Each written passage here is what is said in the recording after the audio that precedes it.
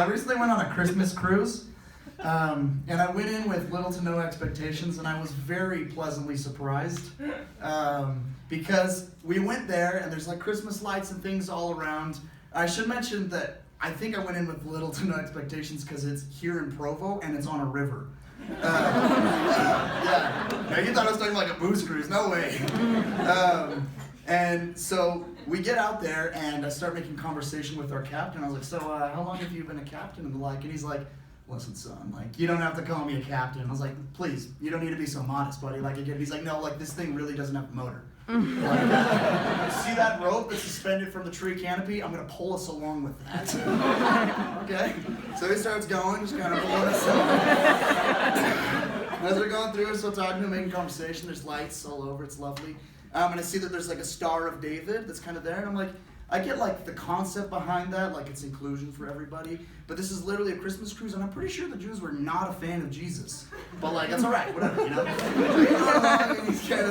And off in the distance, we see Santa paddling towards us in a canoe like a madman.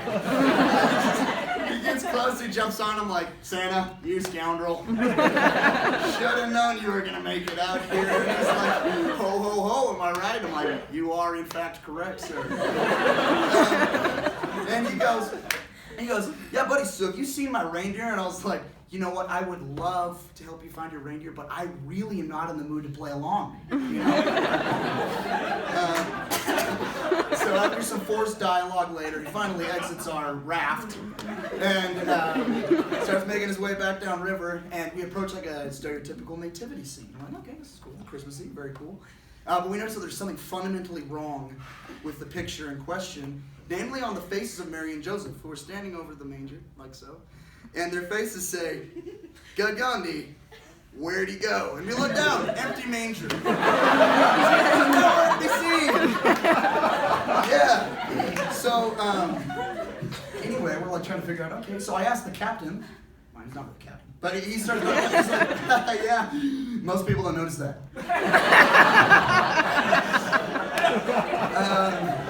And so like whatever, I got this, and then from the side we get broadsided by yet another canoe. And as we're sitting there like, okay, and I'm like, okay, Santa, I don't know how many times I'm gonna tell you, buddy, I don't know where your reindeer are, and we have way more pressing matters, namely, we're looking for Jesus! And it's Jesus. I'm telling you right now, in the canoe he's paddling up, and I was like, dude, this is very Christmassy. Jesus made it out. Like, that's so cool, you know? And I love the canoe as a touch, because let's face it, that's a formality. Gonna walk right up top of the river.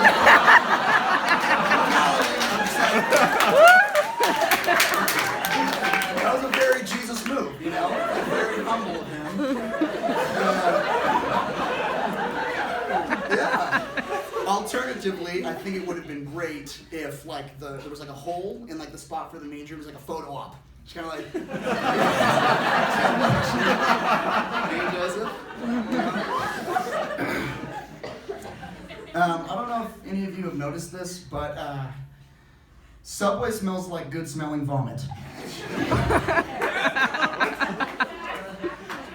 When I was in high school,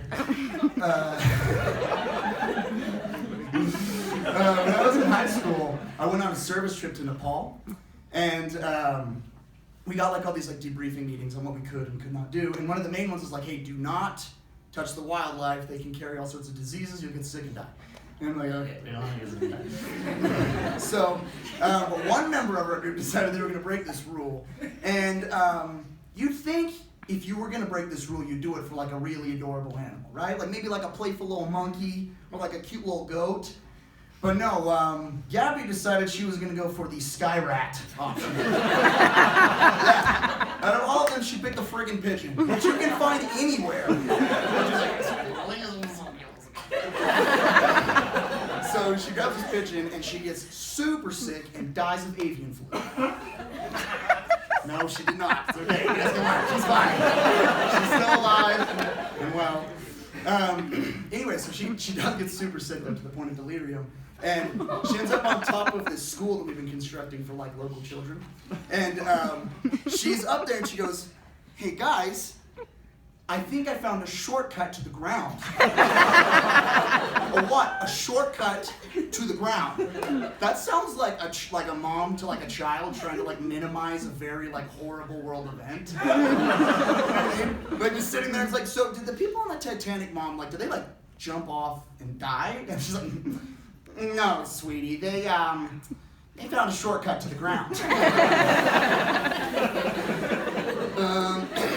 And so, I mean, or alternatively, it sounds like how they describe like suicide in like a Peter Pan novel. You'd be like, Wendy, where's John? She's like, well, he found a shortcut to the ground.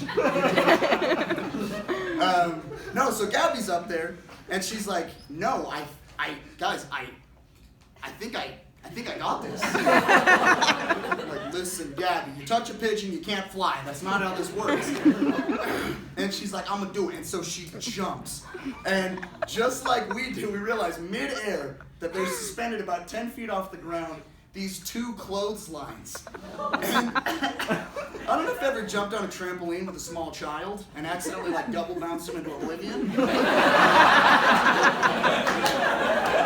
I know for a fact you'd never see that happen by somebody's neck. So Gabby just jumps, flies back up, and she bounced. And we're like, so Gabby's dead. But I think that the bird germ had already kicked in and like activated her like regenerative properties. Because she stands up completely good as can be, and we're like, well, that's good. Like that's a plus. And she has those two huge purple lines on her neck. Look like she got a hickey from a friggin' crocodile.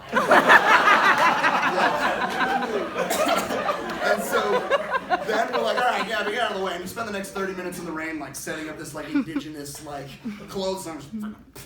And all because Gabby could not keep her hands off the dirty sky rat. That is all my time. Thank you.